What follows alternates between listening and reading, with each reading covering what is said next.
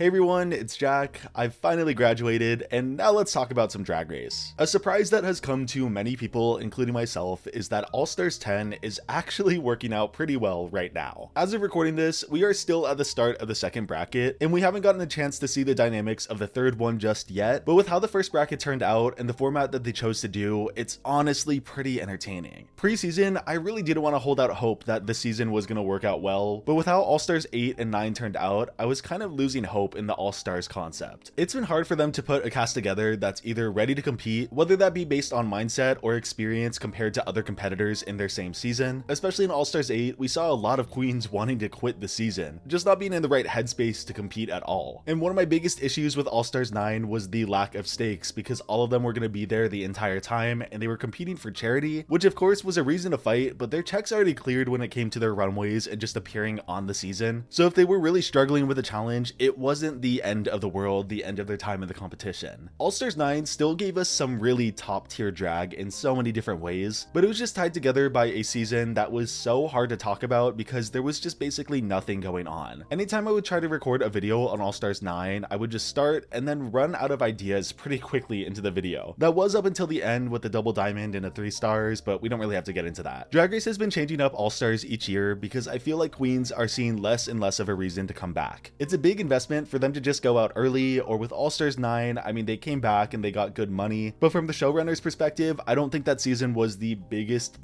success. Viewership especially, I think, had a very big dip in the middle of the season. So they went back to the drawing board and came back with a bracket style tournament with 18 queens. And when first hearing it, it sounded really messy, but actually seeing it in play, it's working out really well. This format has the queens competing in only 3 episodes for initial filming, and then if they're the top 3 of their bracket, they merge to the next round, merging with 3 queens from the other 2 brackets. No one is eliminated for their first 3 episodes, meaning that every runway that they brought is going to be shown, and they get to develop little storylines that could either carry over for the queens moving on or just end when the episodes end. Queens can have a good showing, get a good amount of screen time, and even if they didn't make it, it's almost impossible for anyone to fall in the background. It's much less of an investment for a much bigger turnout, and I do think it's the perfect way to get a lot of queens back who may have some apprehensions about returning to All-Stars. Or it's a nice outlet for casting directors to cast queens who are insane choices. Queens like Lydia coming back right after her first season filmed, George is coming back after All-Stars 9. I do get the complaints about queens coming back for another time, like with Ginger for example, but I think this format is the perfect balance of seeing them just the right amount to make it feel okay. For this current season though, I still do have my apprehensions because it is All-Stars and there's always some craziness to happen. I think we'll probably see that in some way for the queens who do make bracket. After all, they are the best of the best competitors of their bracket, so each elimination is gonna hurt. And I hope by the end of the season, we do feel like the winner definitely deserved their win. I'm only saying this because the winner of the season is only gonna end up competing in about 6 or maybe 7 episodes. It's not nearly as much as some past All-Star seasons, so I don't know if the win is gonna feel as impactful. But just in general, I think the season is already really entertaining as a whole ensemble. I've been enjoying the challenges a lot this season already. I don't think the Rockers girl group was honestly the strongest, mostly because I don't feel like a single person felt like they were in their element in that challenge. Why they didn't save it for Daya and Acid Betty's group, I don't know why. The improv challenge though is just about as fun as an improv challenge can be. I think it was really cool how hands-on Rue was with this challenge because a lot of the time he does take a back seat with everything. So to see him there filming with each of the queens one-on-one, it was a great time. The archetypes of the characters that they chose for the challenge too, I thought were really cool. Sometimes with these improv challenges, I think the characters are super corny. It seems like reject acting characters that they couldn't really write a script around, or they basically just devolve into a single joke. Here though, they got to play into the stereotype of these types of whodunit movies, and it overall worked extremely well. In the final challenge of the first bracket, the basketball makeover challenge, I'm always a sucker for a makeover, all because the episodes are just a really fun time for everyone involved. I want to try to do a big compilation really soon of all the contradictory moments of makeovers, because as soon as the judging kicks in for a makeover episode, that's normally when the episode turns sour. Thankfully, I don't think this one was as bad, with Bosco and Irene having the best looks in my opinion, but I still think there are some moments here that just aren't consistent across all of the makeovers of all of the seasons. The first challenge of bracket 2 being the 8 ball was a really fun idea to do. I love the pun, but I'm just sad at the fact that they only showed 1 look on the runway as opposed to the normal 3 for a ball. This type of challenge is up there with my favorite on Drag Race though. Having to implement so many different fabrics and textures into their outfits I think is a really cool idea that is actually really challenging, because the queens who rise to the top and use all of the materials in a really creative way, I think they're up there there with some of the coolest technical design looks. Tina Burner especially, I mean, you gotta give it up for her. I don't think that design look she did on season 13 gave her justice for how great of a sewer she is. She made a fully lined coat with fur accents and incredible pants on Drag Race in such a short amount of time. There's a lot of people on Twitter saying that they don't like the color combo, and yeah, I guess I can see it, but she was given those fabrics. It's not like she chose them. It's like saying to Lydia, I don't like that she used zebra print. I mean, she didn't really have a choice. I didn't expect Tina to come swinging as hard as she did, but it's a really pleasant surprise. We can start talking about the bracket 2 queens just because I'm already kind of here, and then we'll pop back to bracket 1. I'm so excited to see how this bracket turns out because in the first episode alone, there was so much drama. With a lot of the drama surrounding a tweet of Tina in a Skittle wig, which I think is so stupid as the perfect catalyst. But for those who don't know, the lip sync song that they did this week between Tina and Lydia is one of Mistress's favorite lip sync songs of all time. So for her to be so close to the top but not make it, I don't know what we're gonna get into next week. I already know that basically the entire bracket is gonna be centered around Mistress, but even without her, there's so many little relationships going on. Georges and Nicole, Lydia and Tina, it seems like utter chaos is just going to break out very soon, especially going into like a roast type of challenge. And I think it's just really funny seeing Lydia at the center of it all, kind of coming out of the season with everyone liking her, even though she was kind of thrown into the wolves of the most chaotic bracket possible. This is the bracket that I am the most excited for, and I do think that they're going to keep up the momentum completely through this bracket, but I am a little worried about the momentum carrying over into the third group of the queens, only because we've done the song and dance twice and we're getting really close to merge, but so far they've been keeping it pretty fresh, so I have faith that they can pull this last bracket off too. But now let's jump back to the first bracket and talk about how amazing of a time this was. They came into the season not really knowing that they had to be the ones to sell the bracket tournament style of All-Stars, and just based off of chemistry alone, they made such a great first impression. Putting these 6 queens in a room together, I honestly didn't really know what to expect, but every single person got their time to shine, whether the moments be big or small. Each of them were the talk of the town for at least a little bit. Irene especially came into the season as such a wild card, and I called that she was gonna win the first episode, but I truly didn't expect her to win every single challenge, and it's so cool because we've never seen a storyline like this. In a lot of ways, I think they feel more comfortable to give one queen 3 wins in a row because there's less queens overall to give wins to. When there's 10 plus queens in a room, they have to balance out the challenge performances going long term in the season. But when a bracket is ending 3 episodes in, yeah, I mean, give the queen the win every single time if they're doing that good. Aja and Bosco were definitely my picks to move on to the next round, and Irene being there too, I think that's great. I'm so happy that everyone has fallen in love with Bosco all over again, especially with how far she's come in her transition. And she really just has so much win equity going into this next round, and I still have her as my winner pick. Aja has continued her streak of giving one of the best lip syncs in the very first episode of a season. She did it with Anaconda, Freakum Dress, and now Thank You the Shit, Fart.